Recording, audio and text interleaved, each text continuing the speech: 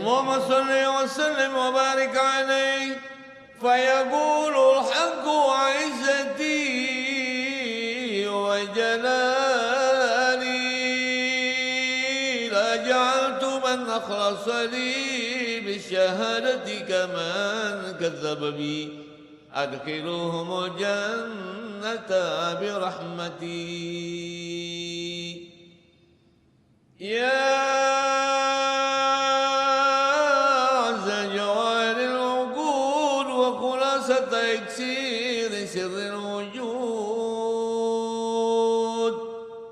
مالك قاصر ولو جاء ببذل المجهود وواصفك عاجز عن حسر ما حويت من خصال الكرم والجود. الكون إشارة وأنت المقصود يا أشرف من نال المقام المحمود. وجاءت رسل من قبلك لكنهم بالرفعة والعلا لك شهود.